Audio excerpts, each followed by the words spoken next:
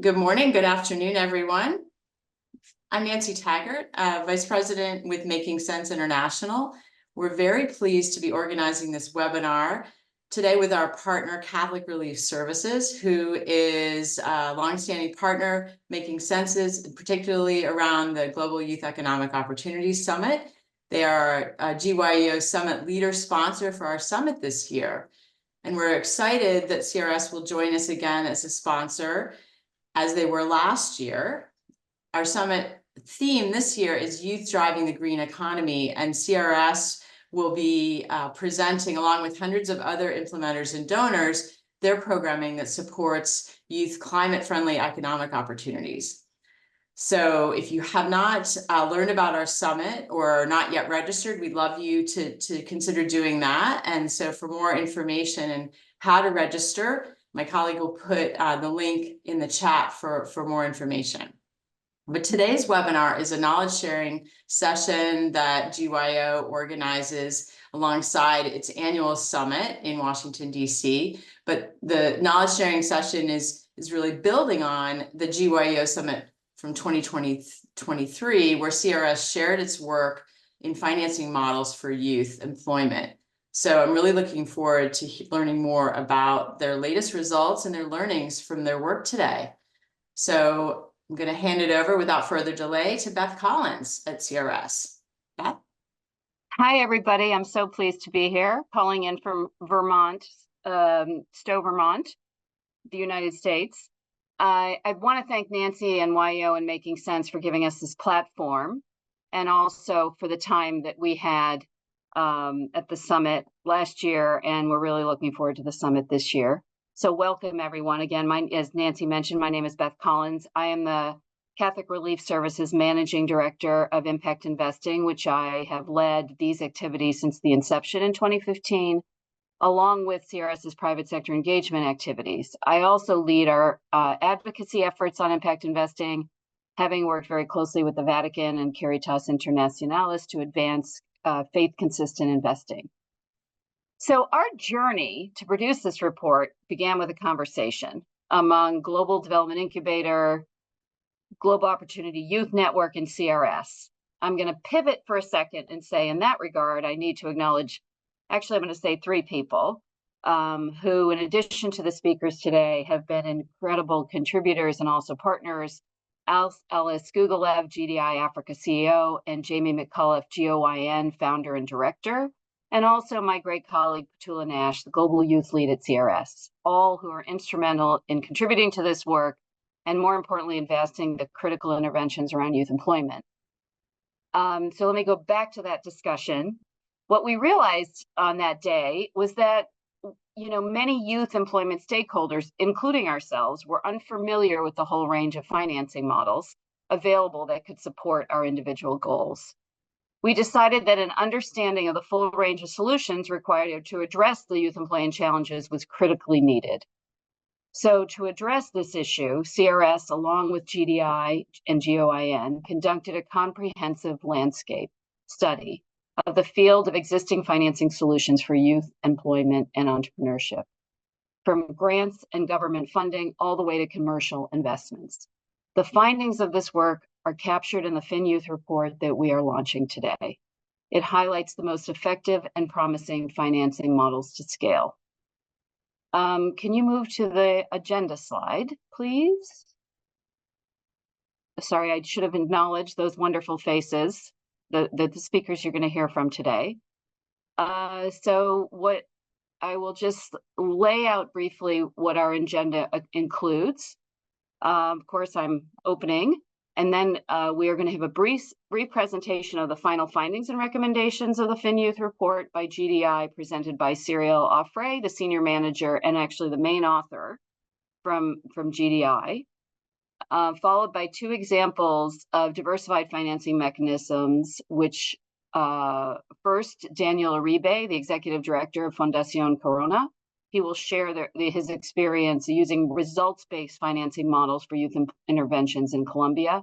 And then we will hear from Julia Kho, knowledge manager of Triple Jump, an impact fund manager whose investments have supported both youth entrepreneurs and youth employment businesses. We will then open it up for questions from the audience. And just to keep in mind, as we discuss these financing models, it's really very important that we keep the issue of equity and inclusion central to these conversations. So we're going to kick this off first with a poll. So I'm going to turn it over to my colleague on the phone, who's going to help us with the poll. So you're going to see it pop up. But we'd like you to answer, this is the question we'd like you to answer. What are your key challenges related to financing for youth employment and entrepreneurship? While you're answering, I'm seeing all the folks that are joining from all over. It's great to see people. Hi, everybody. We have Ghana. So Ben, are we ready to have people filled out the poll? South Sudan on the call. Oh, interesting. Wow. So there's no clear quote unquote winner. They're all pretty evenly spaced out. Attract more funding, attracting different types of funders, achieving more impact with the same amount of funding, and achieving financial sustainability. I'd be curious, maybe for those who put other, if you want to put them in the chat and we can maybe speak to them as we get to the Q&A. That's great, interesting. Anyway, thanks so much. I'm going to turn now the mic over to Cyrielle Auffray, who again, she was the main author of this, did the lion's share of this work, and I want to also thank her. So over to you, Cyrielle. Yes. Thank you very much, Beth. So if we can just move to my first slide, please. Thank you so much. So I'm going to get us started. I'm Cyrielle Auffray. I'm Senior Manager at the Global Development Incubator, which is an incubator of social ventures in the international development space. And as Beth mentioned, I was also the lead author of the FinYouth report, along with my colleague Alice that Beth acknowledged earlier. So also want to recognize a very important contribution to this work.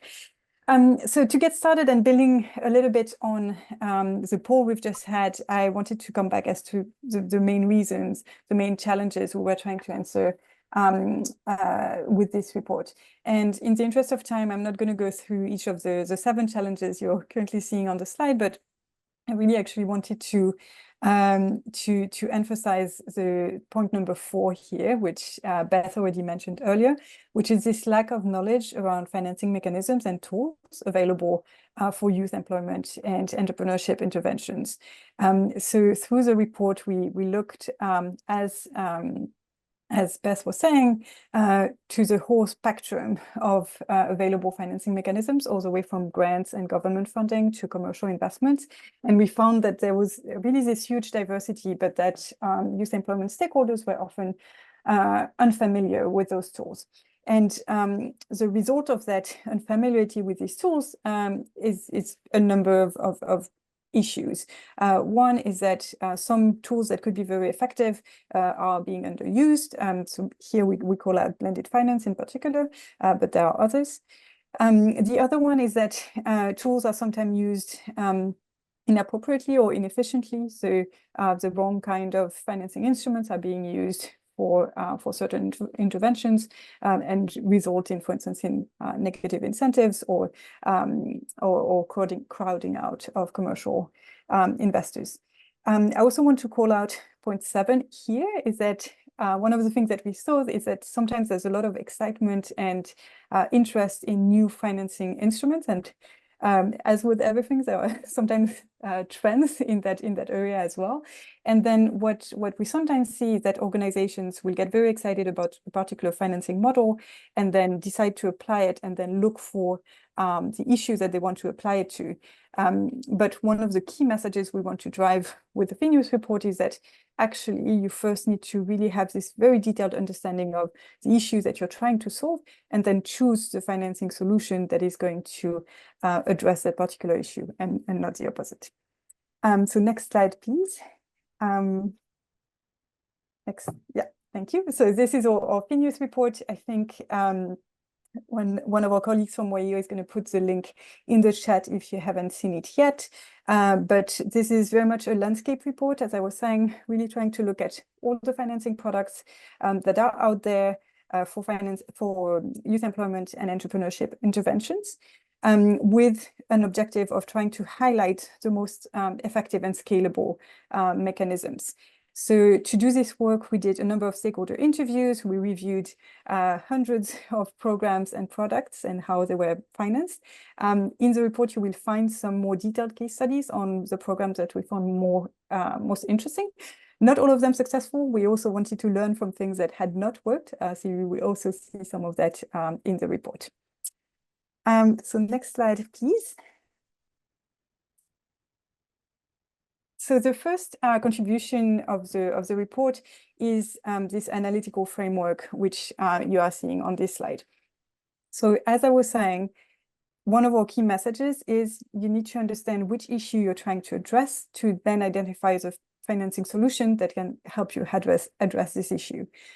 So when we look at youth unemployment, this very large global challenge, we decided to break down this very big issue into 4 sub-issues, which is what you're seeing on the left of this chart here. And so we analyzed youth unemployment as being the result of 4 potential issues, which of course can sometimes be happening together in some communities. But for the purpose of the report, we wanted to analyze them separately. So the first one is when you have a supply gap or skills gap. That's when you have young people that are lacking the skills to access jobs that are available in their community. The second one is when you have a demand gap or a jobs gap. That's when the economy is not creating enough jobs for young people to absorb new market entrants, i.e. young people. The third one is when you have matching issues, which is when you do have the skills, the young people have the skills to take up jobs. There are jobs that are available, but for some reason, these 2 things are not matching, are not finding each other. And there are also solutions to that particular market failure. And then finally, an issue that is connected to youth employment is limited economic resilience. So that is that even when young people are earning an income, they are still highly vulnerable to any kind of economic setback, such as an illness or an economic downturn. And so we also wanted to consider this as we were looking at those different issues. So what the report does is that for each of those category of issues, it then breaks it down further into sub-issues. And we won't have time to go through each and every one of them, but this is just to give you the big picture. So we break them down into further sub-issues and then potential solutions for each of those issues. So for instance, I'm just going to take the first one for the supply gap. So you have a skills gap.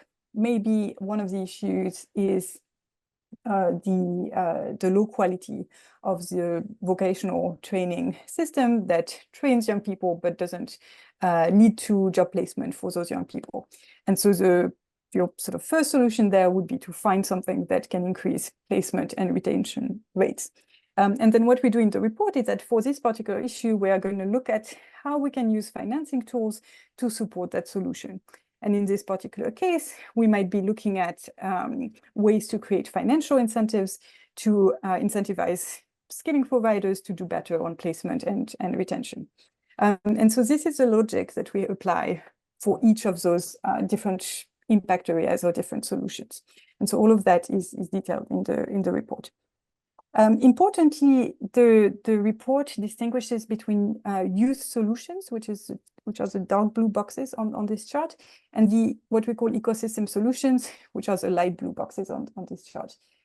So youth solutions are solutions that are directly targeting youth. So for instance, student loans in terms of increasing access to skilling programs. That can also be grants for young entrepreneurs. Ecosystem solutions are solutions that actually target other parts of the youth employment ecosystem, such as employers, providers of business development services, skilling providers, that are not directly youth themselves, but are actually a critical part of the solution. And one of our first observation as we were doing this work was that actually there was a lot of attention and capital going into those direct use solutions, which is understandable because we want to see, the money that we're using going directly to the individual we're trying to help. But that actually, that was taking away some of the focus that was deserved by other parts of the ecosystem that were also very critical for youth employment. And so, for instance, SME financing is also really essential for youth employment because SMEs are major creators of jobs for young people. And Julia will talk a little bit later about solutions to facilitate SME financing. But so this is also what we're trying to do with the report, was to sort of open up the field of possibilities in terms of what we're trying to finance with what tools. Next slide, please. So 4 key takeaways in the report. The first one I've already mentioned. So really understanding what is the issues that we're trying to solve is critical before we choose the financing solution that is going to help us achieve that. The second is that how funding is used matters just as much as how much funding is available. So what we're saying here is that there is actually quite a lot of capital already out there that is being used for youth employment. So especially if you think of, for instance, government budgets, usually there is a significant part that is dedicated to higher education, vocational training, employment support, and so on. But that funding is not always used in the most effective way it could be. And so while mobilizing new capital is very important, it's also very hard. And so sometimes it might be worth looking at how we're using what we already have before we try to bring in additional capital. Also because when we do bring in additional capital, we want to make sure it's used in the most effective way possible. The third thing is that it is possible to make things worse by using financial mechanisms inappropriately, for instance, by creating the wrong financial incentives and achieving the opposite of what we're looking to achieve. And so it's important for organizations that are interested in diversifying the type of financing mechanisms that they use to make sure that they have the expertise to use those tools appropriately. However, those tools are not necessarily difficult or very complex to implement. It's just that you need to know what you're doing before you get into some of these things. But part of what we're trying to do with FinYouth is also to build that knowledge base across the field. And then finally, we firmly believe that cross-sector collaboration across government, private sector, and civil society is critical for effectiveness and sustainability at scale. And we could talk about how bringing those different players into those financing mechanisms is what ultimately enables us to reach scale. Next slide, please. All right, so we're going to talk about the recommendations and products that are in the FinYouth report. If you could click on the first one. So I'm going to go through them quite quickly. Obviously, there's a lot more detail in the report, so definitely encourage you to read to learn more. But basically on the skilling side, so again, going back to those 4 issues I was highlighting earlier, we see a lot of potential for scalable resource-based financing models, and we'll learn from Danielle how they have done this in Colombia. We were also really excited about career bonds or income share agreements for short-term high-impact skilling programs. These are a really interesting alternative to student loans when young people do not have access to those. And then finally, public-private financing models, so where you have costs being shared between employers and governments or other parties, especially for work-based learning, such as apprenticeships, I think can be very effective. On the demand side, so for financing jobs and entrepreneurship, very excited about large-scale livelihood funds that would fund youth entrepreneurs that are not necessarily receiving the most attention today. So really those livelihood entrepreneurs. Impact funds for concessional financing to MSMEs, again, large job creators for young people. And then partnerships and online delivery models for business development services. One more click, please. For connections, so any matching issues. So here, It's a little bit more difficult to make this work commercially, but we see some high potential for using grants in a catalytic way to develop specific platforms that could be tailored to the needs of the youth. The existing platforms do not necessarily meet the needs at the moment. Again, use of resource-based financing models for anything that is related to job search assistance. And then finally, in terms of youth wage subsidies, we've seen a lot of those. The evidence is pretty mixed.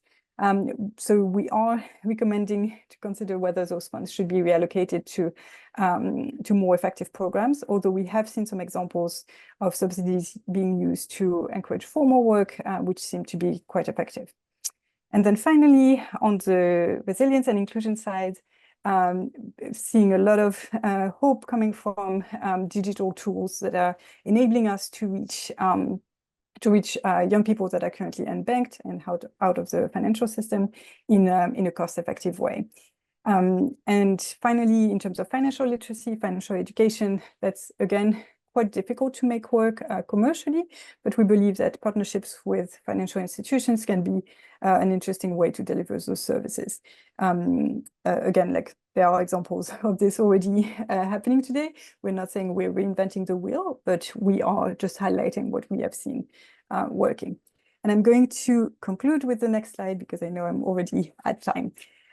So just one sentence to finish. It's not just about this research. We really want to take this further. Our objectives are now to, one, continue to design and test new models in different places, scale and replicate what is already working, and then finally continue to learn and document what we're seeing to continue to inspire the youth employment community to use more of those models. And this map is what we're seeing currently in the Global Opportunity Youth Network. We're very excited about that. If you want to learn more, please contact me. I'm going to put my email in the chat. And with that, I will hand it over to Dania or back to Beth. Thank you, Cyrielle, and thank you, Beth, for the invitation. I'm very happy to be here with you, sharing and being part of this report. As you mentioned, I'm Daniel Uribe. I'm the Executive Director of Fundación Corona. Fundación Corona is a family foundation in Colombia. We have been working over the last 60 years to develop social development and equity in Colombia. And over the last 8 years, we have been privileged to work very closely with the IDB Lab, the Swiss Corporation through SECO, and many stakeholders in Colombia to build and develop the market of results-based finance in Colombia. So I want to share a little bit with you how the process has been evolving, which has been our systemic approach, and getting to the question that Cyrielle was mentioning about scale, about matchmaking, about which are our learnings in this process over the last 8 years. So next slide. Just to start, maybe some of you are not very familiarized with the results-based financing models. So I just will give you a general example of what a social impact bond is. So the first point is all the different outcome payers, governments, corporations, foundations, or all different type of donors will decide what are the objectives and KPI they would like to address. In this case, it was placement and retention for disadvantaged population in Colombia. So they decide this type of metrics, and we, during a design process with technical advisors, decided different pricing for these different KPIs. Then they sign a contract, in this case with an intermediary. We were the intermediary in the first social impact bond in Colombia, and we are looking for investors to share the risk of the outcome payers and someone who will take care of the working capital required to develop the programs or the interventions.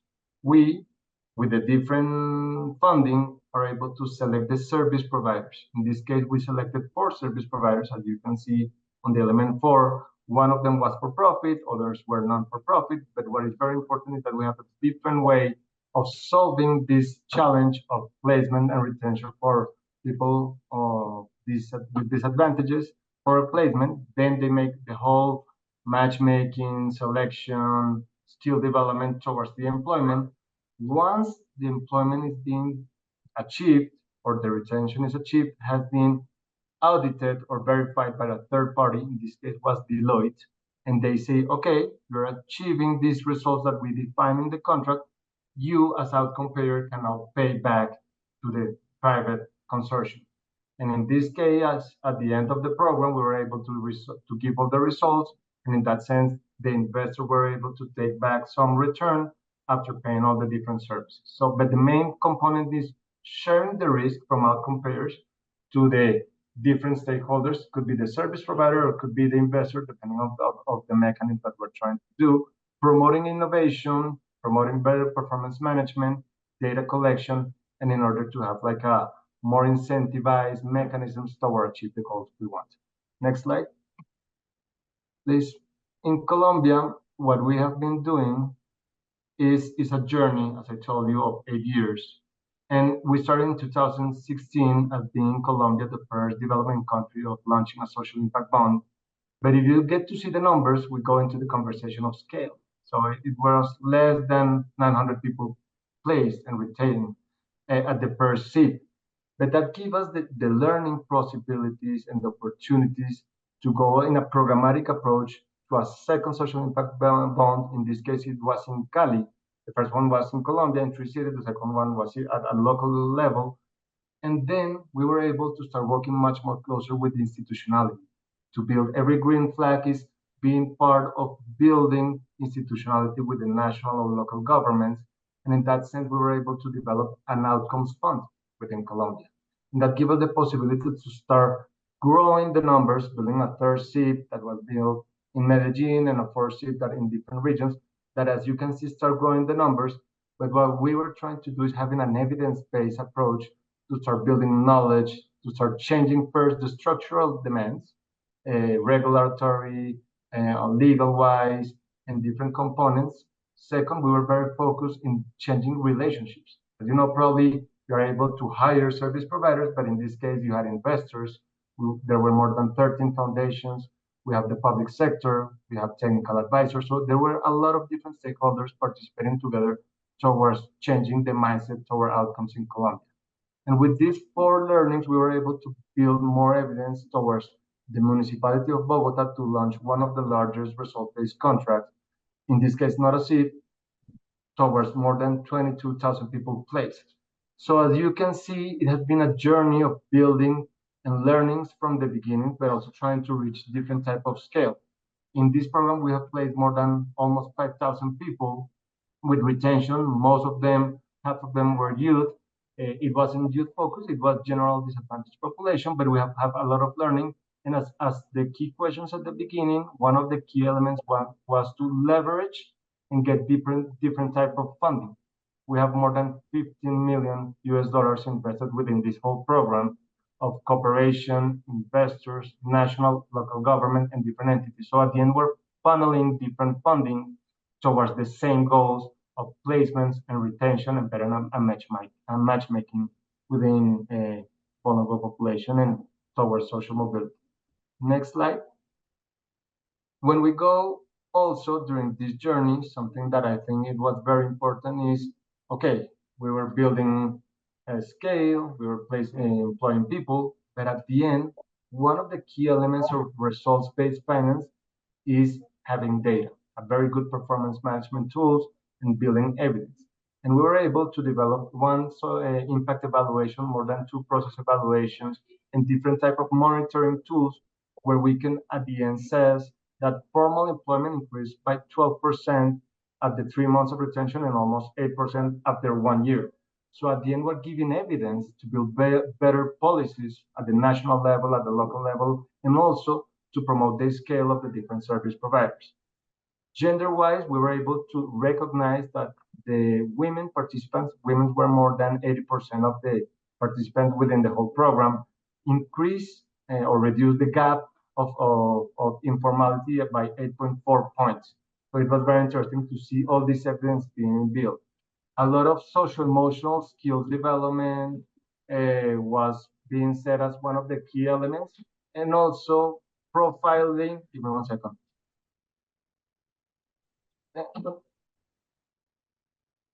And giving one of the elements as the matchmaking of profiling. Maybe the next slide. Just to pass faster for the next presentation. Some of the learnings, flexibility. If we're promoting social innovation, there has to be flexibility within the different stakeholders. So cooperation has changed the way they have paid. And we were talking with the cooperation agency in Colombia and how to promote better support from international donors, also flexibility from the government, trying to change the way they have procurement usually done. Learning by doing is very important. Now we're able to have a larger scale, probably as you mentioned within the region, there are many, many examples towards getting larger resources. Very, very important, have champions. If we want to promote a different mindset, we have to have champions on results-based finance, by employment, by education, and different other topics. So to make sure we're trying to change the system, we have to have different champions of different models. As I mentioned, the data and performance management systems are key. Now, many of the programs in Colombia are using like the administrative data to monitor placement and retention. That change of mindset has increased a lot of public policies towards a better policy making. And of course, we have to build capacities. You were mentioning it from the beginning, we have to invest in building capacities at the public level, at service providers, at investors level. So our role within the program CIPSCO, now called More Payment by Results, is bringing technical assistance to improve and enhance technical capacity for the different stakeholders. And the last slide, just to share two more examples. After this program, we have been able, through the Global Opportunity Youth Network, please, Ben, next slide, is just to share, this has been able to influence the different programmatic approach in Global Opportunity Youth Network in Bogota and also in Barranquilla. The first one is Quiero Ser Digital, is a digital result-based fund promoting outcome-based programs, but in boot camps. So at the end, we're trying to bring all these different learnings, and we're funneling different resources for different international foundations, but also local foundations and local entities towards a larger fund of result-based toward improving digital skills. So in that sense, there is much more focus in how to close the skill gap.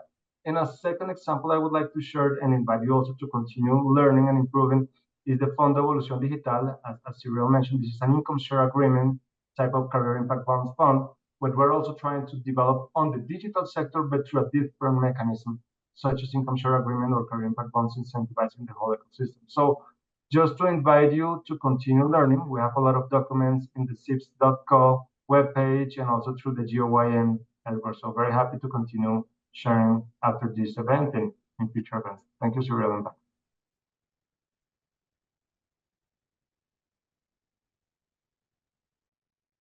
All right, I guess I am next. Hi, everyone. Thank you very much for having me.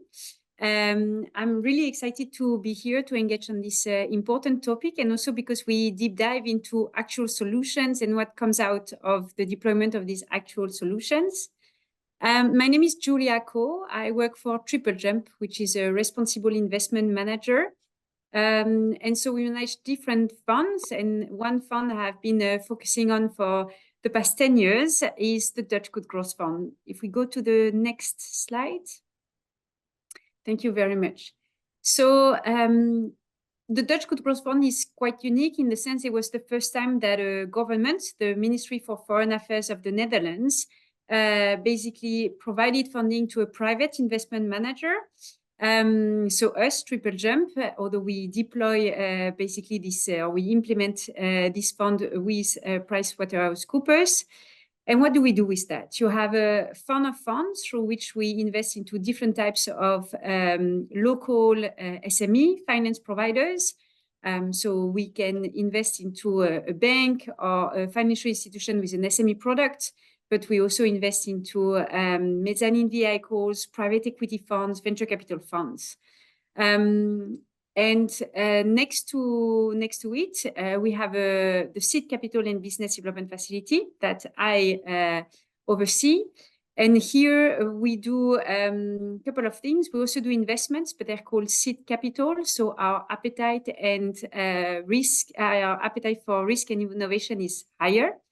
And then we do a lot of technical assistance and also knowledge. Basically what we're trying to do with this fund, with this facility is we're trying to make sure that entrepreneurs, notably young entrepreneurs, do receive the financing that they need so that their companies grow. And the big goal is that if these companies grow, they will create jobs locally, and notably for maybe younger people, women, and we can also operate in fragile states. So if we look a bit at basically what we have been doing, especially regarding youth, if we move to the next slide, please. So yeah, so I explained a bit like our ambitions, and so especially regarding youth.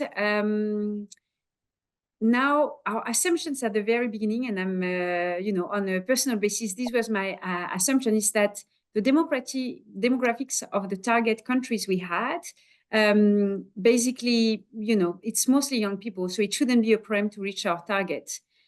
We used a definition that was very simple. It was really focused on 51% plus ownership of the business by a person who is younger than 35 years old. And we had also the assumption that because of our job creation objective, we shouldn't do venture capital funds because the companies that are backed by these funds are tech-enabled, right, to reach scale. And so there would be low job creation. All right, after the first year of deploying our fund, we were proved very, very wrong. Look at that. We had 11% of our underlying portfolio because so we invest into local finance providers that then invest into the local SMEs. Only 11% of this underlying portfolio was youth-led SMEs. So we had definitely to look at what were the problems we had there. The first thing was that we always speak about young entrepreneurs, but they're not a homogeneous group. They have very different backgrounds, very different characteristics, needs. They lead very different companies, which means that different types of financial solutions address them. Also, in terms of the solutions that we can have, it was both on the financial side, but also the non-financial side. So diversity of the service offering was needed. And we found that there were actually little players that really understood, do they outreach to youth or not, and why, and what could they do? So if we move to the next slide, basically, what did we do? We looked at our data, and then we tried to get a better understanding of where was their use in these companies. So we found two archetypes, let's say, or profiles. One was more livelihood sustaining businesses that are usually backed by digital lenders or microfinance institutions. And on the total higher other side of the spectrum were these high growth businesses that are backed by the venture capital funds. In the end, we did do the venture capital funds because we understood, no, you have to do it. There's a lot of jobs there. I will not dive into all the details, but what you see here on in the table we provided is that we first try to understand the entrepreneur behind the business, because that matters a lot. Your age, because you say you are young, if you are 33 years old, if you are 23, you're also young, but you have a decade of less experience, and it matters. The level of education, the level of exposure you have, if you have any previous entrepreneurial or work experience matters, because it will have an impact on the networks you have and the capacity to access the financing that you need. So we try to really better understand the entrepreneur profile behind the business, then better understand the type of business they were growing, and then the type of financial solutions that they needed. And then we went proactively to try to find these finance providers. If we move to the next slide. So as you can see, so we have the data at the end of 2023. So we started deploying basically in 2014. So we have almost a decade of impact data that we can rely on. And so what you can see is that our outreach basically to youth-owned-led SMEs really increased, because now we have a much better understanding of them and can better back basically the ones that better serve them. I think that's what I wanted to leave this discussion with, I mean, to carry on the conversation, is why does it actually matter to back these youth-led enterprises? And we have the data for that. First of all, we've seen that most of the solutions that they deploy are actually solutions to the biggest societal and environmental challenges. You speak about climate mitigation, for instance. We see a lot of young entrepreneurs actually deploying these solutions. Also, what we have seen is that it really matters, and it's worthwhile doing, because all of our portfolio, and especially on the entrepreneurs, actually, we have very few that ceased activities after receiving proper investment. So they do build companies that are growing and more sustainable. The other thing that we saw, and where we proved wrong, is that high growth ventures that are backed by VC funds are actually the biggest creators of job per company.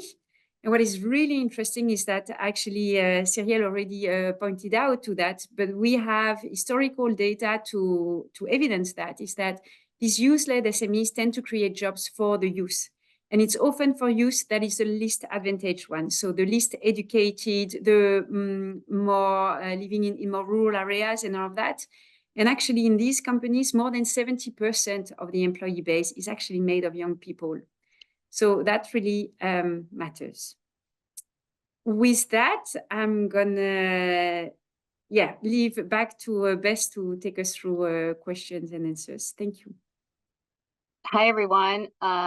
Thanks so much to Cyrielle, Danielle, and Julia. This was really interesting. And I think you can see, starting with Cyrielle's presentation, the vast amounts of opportunities that are out there, but that we really, obviously, we all know we need to start with the community and what are the issues that the communities are facing, and then take a look, what is the problem we're trying to solve, working with the community, and then what is the financing instrument that could help tackle that problem.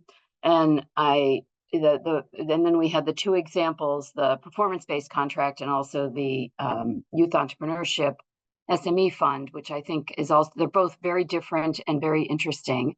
I'm gonna, I would love you guys to raise your hand or put questions in the chat, but on the absence of that for now, I have two questions, which I actually asked the other day because I was interested, and hopefully these will be interesting to you.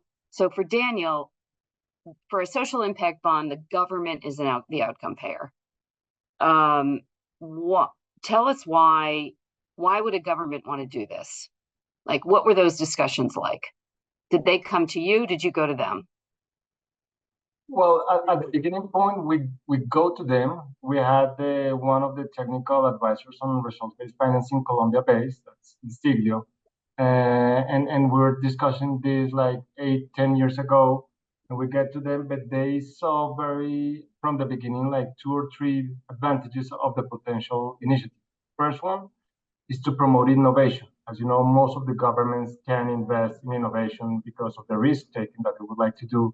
So result-based finance was a tool to actually promote innovation, sharing that risk toward the private sector, and being able to include different stakeholders. Second, it was promoting efficiency. Even though we didn't have all the data, we were talking at the beginning, at the early stage, much more about effectiveness than efficiency. Now that we have much more data, even though there is a lot to continue working on, with the data that we already have, we have a better pricing on outcomes for employment, for youth employment, for people with disabilities, for elder populations. So at the end, we are able to understand the different services tailor-made for disadvantaged population that has to be added within the processes, and that data will improve efficiency, effectiveness, and at the end, probably a broader scale of impact with the different funding. Third, I would say, being able to leverage cooperation has been very interesting. From the beginning, the IDB Lab and SECO, the Swiss Corporation, were here and say, okay, probably this is also a new way for us to give like international cooperation. So we have been spoken with the Canadian government, French government, and others, and they see the results-based finance as a mechanism to leverage resources for the public government, and in order to have a better capacity building that at the end will give the sustainability if the government enables that changes within their procurement processes, something we're starting to see, and within the institutionality. So I would say those components are very key. And last, and of course not least, the participants. When we were talking about the population that were being placed, they start saying, okay, you're offering me in this program not training, but jobs. Are you going to achieve that? And it was very, very happy to hear the voices of the different population that passed over the program. There were 6 months on retention say, this has been one program that from the beginning was trying to promote the placement and retention, and we see the difference in the mindset within the whole value process of the program. So that has been also of interest of the government and of the different stakeholders. Yeah, I think that's really interesting. And as you know, we're working on a social impact fund as well. And the government has said, or some of the discussions that we've had are related to, we've funded interventions directly in the past, but we don't want to be doing, where we're not guaranteed the outcome, right? So they fund a nonprofit to do work, which is typical. And then this way they're able to ensure the outcome. So I think it's a really interesting discussion. And Julia, my question for you is similar to the one I asked the other day when we talked about this, is that, so for, again, really interesting model, and we've thought about these too. So a large SME entrepreneurship fund, do you measure, and Catalina, who's on this call, I think was asking a similar question directly to me, but do you also look at the long-term implications? So you're investing in these SMEs and are local entrepreneurs. Is there a monitoring that happens on the long-term viability of these companies? How do you think about that? Yes, so we do look basically at whether it's like the discontinuity rate. So businesses that have been invested by any of our investees, do they keep on operating or not? So we first have this, which is like the evidence, the quantitative data we have. But very interestingly, we also have qualitative data.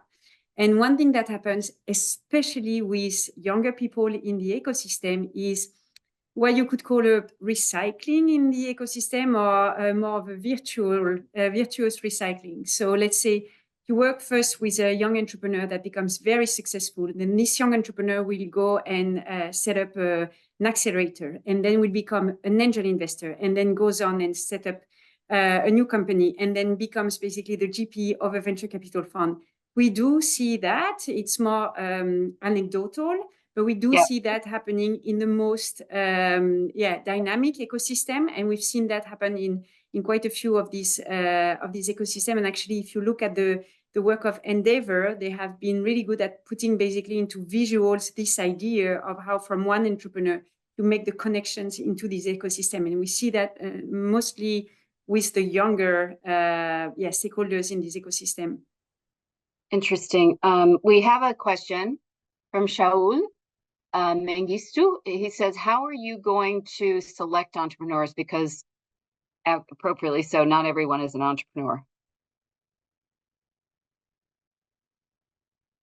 I think that's for you, potentially, Julia. Yeah, so just to clarify, we with the Dutch Good Growth Fund, we don't do direct investments into companies. We invest into the local financial and non-financial intermediaries. Your point is very true. And I think especially regarding this discussion, what we have seen in a lot of countries where there's a lot of pressure basically to provide employment, there has been a big promotion of entrepreneurship as your way of being employed. But we know that in the world population, you only have like maybe 10% maximum of the population who really are true entrepreneurs. So the way we go about it is that we try to back the teams, so of financial intermediaries that do know how to identify basically who is a real entrepreneur, who has a chance basically of making it. There's a lot of things that come into play, but first is like the clear solution to a clearly identified problem that is being there. But I think that most importantly is the plan to address that, but two, the execution capacity. And that's what we see actually as being the big problem of discontinuity of enterprises is when there is no execution capacity in the business to actually size all the opportunities and grow the company on and on. So that's clearly something that the local investment professionals would look at. It also depends, right, on the type of company and their stage of development. But for instance, we work a lot with digital lenders, and so they are a debt provider, but they wouldn't look at a financial track record that basically these young enterprises don't have. And because they are digital lenders, they actually have put into place specific type of questions, basically, so that they have an algorithm that enables them to understand what is the appetite of this person to risk, how does this person make decisions. So that would be an example, basically, of how they go about selecting the entrepreneurs to support. And I don't know if we have other questions, but I can also comment on what Julia was saying. Sure. Yeah, I think I love this question, asking like everyone is not an entrepreneur. Very, as you said, Beth, very, very correct. And I think that's also part of this framework that I was showing at the beginning, when we were looking at issues on the demand side, was there's not enough job creation in the economy. Often the answers that we see are, youth entrepreneurship programs targeting directly youth entrepreneurs. And what we're trying to do is to show that actually other parts of the economy can be creating jobs for youth. It's not necessarily youth-led companies, but you have companies in labor-intensive sectors that employ a lot of entry-level people that can be great vehicles for youth job creation. And so if we manage to support those through financing mechanisms, we can also indirectly influence job creation in the community.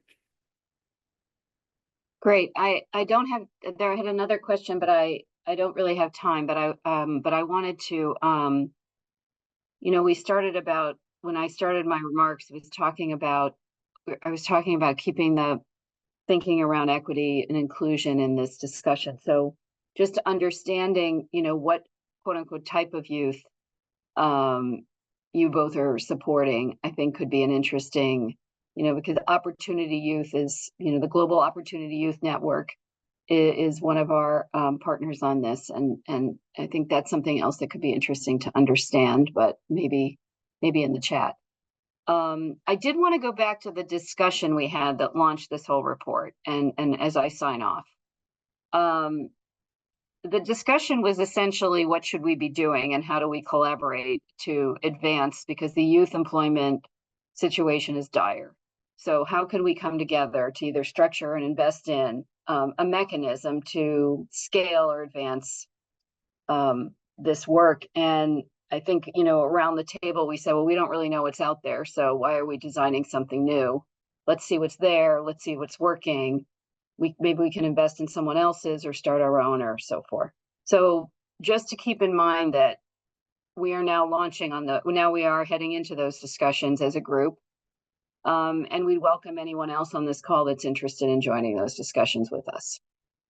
I think that Cyrielle, I don't know if you wanted to add anything, or Daniel or Julia or the Making Sense GYEO team, or Petula even, who's on this call. No? No, just Cyrielle, a great maybe. appreciation for all two speakers today, and to you, Beth, for moderating us, as well as GYEO for hosting us. And as well as for me, just general thank you to anyone that supported the development of the report and its dissemination to date. I'm very appreciative of the community that we have there and the interest that there is in this topic. So I really hope to be able to partner and to work with a lot of you on advancing some of those financing mechanisms.